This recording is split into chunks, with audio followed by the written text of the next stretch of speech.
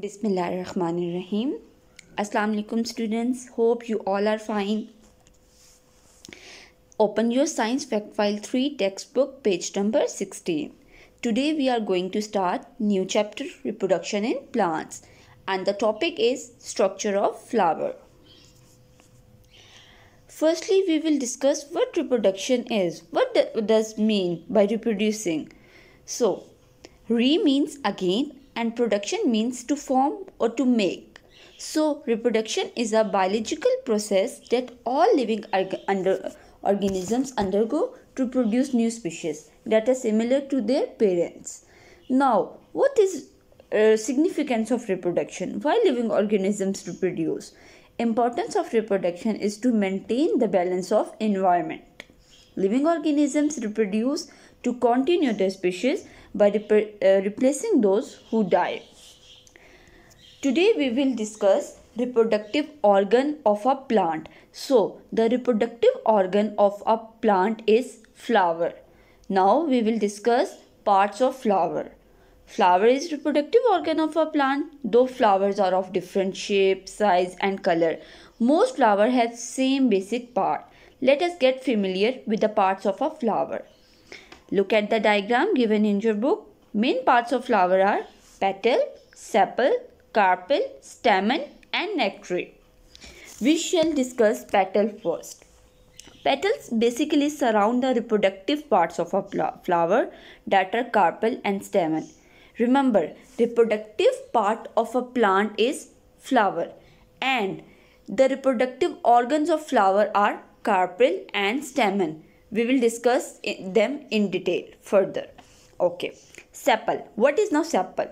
Look at the green portion, leaf-like structure. Sepal is the first part that is formed by a flower during its development. They function to protect the developing flower and keep it from drying out. It protects flower. Then comes nectary. Nectary is a part of flower where sugary solution called nectar is present, and nectar is food for insects. Insects come on flowers to get this nectar as their food. Now, here comes reproductive organs of a flower. Male reproductive organ of flower is called stamen and female reproductive organ of flower is called carpel. Look at the diagram. Carpel. What is carpel? Carpel is the female reproductive organ of flower. It has basically three parts: stigma, style and ovary. What is stigma? Stigma is sticky tip which is used to collect pollen grain from male reproductive organs.